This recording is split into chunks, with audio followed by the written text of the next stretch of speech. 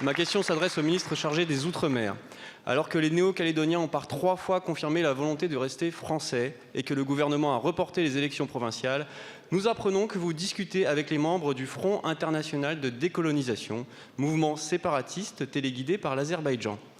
Pire, vous défendez une notion étrangère à notre Constitution, la souveraineté partagée.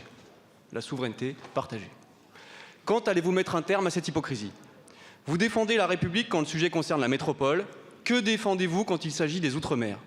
Certains, à gauche ici, défendent le droit de vote des étrangers sur le sol métropolitain.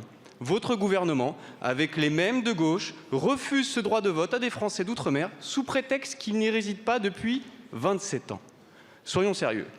Restreindre le droit de vote des Français en Nouvelle-Calédonie au nom du respect d'un peuple que vous qualifiez vous-même de premier, créant de facto un peuple second, pour ne pas dire secondaire, parmi nos propres concitoyens, est insupportable.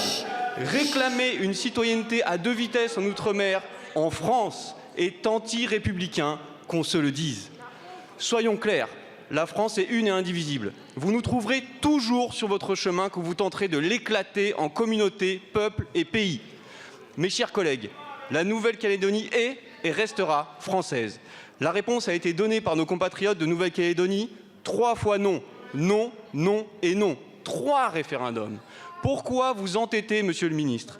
Un projet de référendum nouveau ne peut être envisagé avant plusieurs décennies, le cas échéant.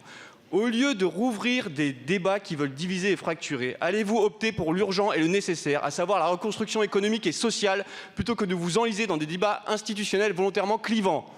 Allez-vous concentrer à l'inverse vos efforts sur des projets concrets pour relancer l'économie du territoire, le tout en garantissant évidemment la souveraineté française et l'unité de la nation ? Merci beaucoup.